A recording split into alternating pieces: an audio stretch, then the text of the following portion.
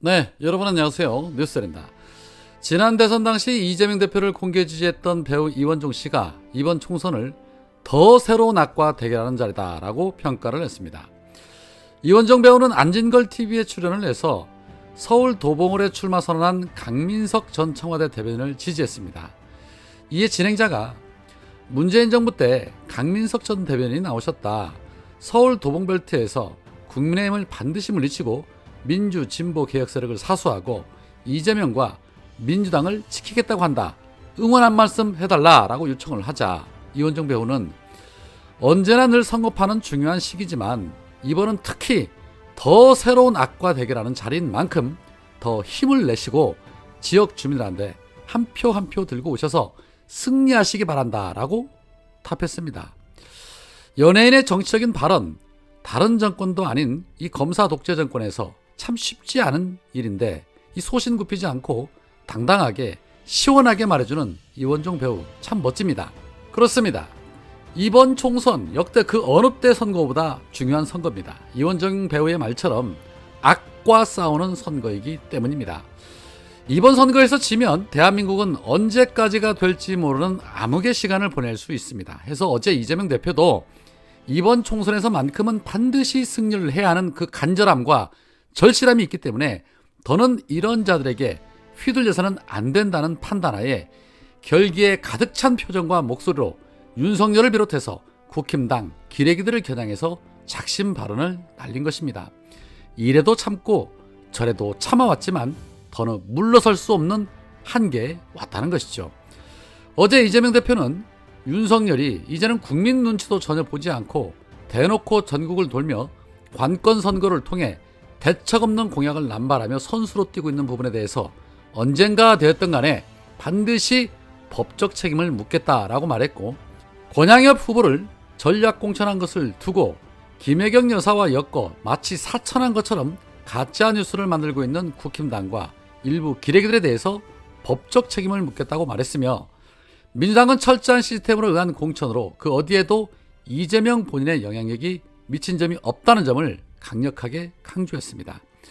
하물며 사천이 아님에도 불구하고 논란을 없애기 위해 아예 권양엽 후보의 전략 공천 취소하고 지역 현역 의원이었던 서동영 의원과 경선을 치르기로 결정했습니다.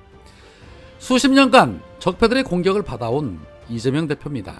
사소한 것 하나라도 틈을 보이면 저들의 먹이가 된다는 것을 이미 수없이 체험한 분이 사천을 한다는 것 자체 말이 안 되는 일이죠.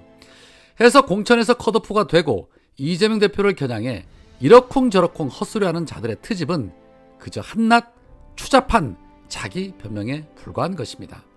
반면에 국힘당은 어떨까요? 이거는 토사구팽도 아니고 건생구팽입니다. 건생구팽. 김건희 특검법 부결로 김건희 실컷 살려줬더니 재표결에 다 이용해먹고 표결이 끝나자마자 현역들을 대거 공천에서 배제시키고 정말 난리도 아닙니다. 물론 이미 충분히 예상했던 일들이긴 합니다. 국힘 DNA 어디 가겠습니까? 그 중에서도 대구 달서갑의 현역 의원인 홍석준을 날리고 박근혜의 남자로 불리던 유영아를 단수 공천했습니다. 국힘당의 정영환 공관위원장은 현역인 홍 의원도 있고 해서 오늘 아침까지는 논의를 했는데 단수 추천하는 게 좋겠다는 정무적 판단에 따라 발표했다. 컷오프라고 따로 발표할 필요 없이 존중하는 차원에서 토론을 했고 후보 추천을 위해 또 고민했다라고 설명을 했습니다. 정무적 판단이라는 말, 이거 무슨 말일까요? 그렇습니다. 그냥 윤심이 들어가면 그게 공천이 된다는 소리입니다.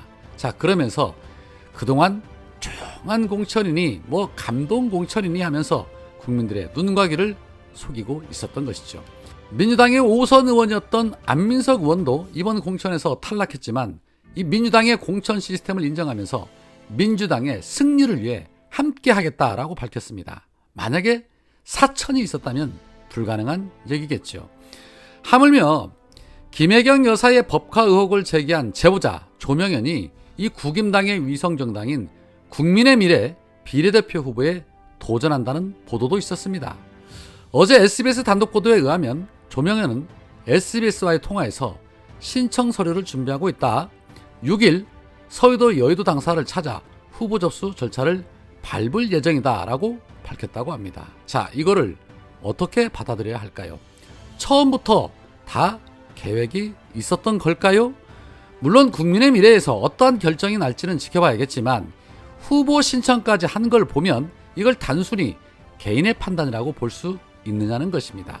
결과를 한번 지켜보겠습니다. 설마 그렇게 앞장서서 윤건희 부부 실드치며 언론 탄압에 앞장선 박성중도 컷오프가 됐는데 조명현이 비례 후보로 올라오는 일 없겠지요. 자, 또한 김건희 특검법이 부결로 끝났다고 해서 윤건희 부부가 좋아할 일이 아닙니다.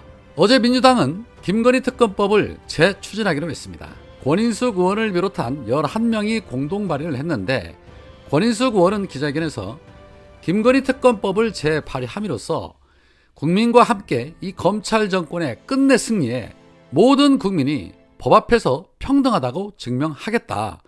특검법 재발의 법률안에는 도이치모터스 주가 조작과 허위 경력, 공관, 리모델링 공사 특혜, 민간인 대통령 순방 동행, 양평 고속도로 특혜, 명품백 수수 등 김건희가 다양한 분야에서 장시간에 걸친 비리를 저질렀다는 의혹에 대해 진상을 규명하는 특검 추진을 골자로 한다.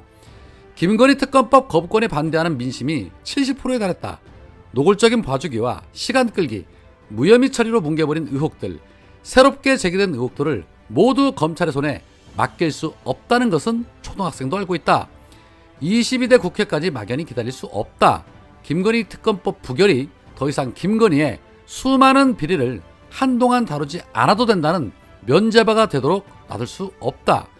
21대 국회 남은 임기 동안 김건희 특검법 포기하지 않고 김건희 의혹에 대해 진상을 조속히 규명하겠다라고 말했는데 김건희 문제 덮고는 이대로 총선을 칠 수 없다는 민주당의 의지이자 끝까지 책임을 묻겠다는 이재명 대표의 의지라고 봐야죠.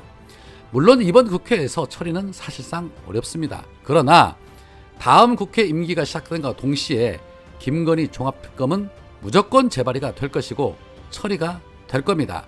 그러기 위해서 반드시 선행되어야 하는 조건, 바로 총선 압승입니다. 패스트트랙에 태우지 않고 시간 끌 필요 없이 바로바로 처리하기 위해서는 민주당의 압승만이 이 김건희 특검법을 비롯해서 윤석열 정권을 끝낼 수 있습니다. 가짜뉴스와 선동과 선거운동으로 국민을 속이고 있다고 말한 이재명 대표의 발언으로 마무리하겠습니다.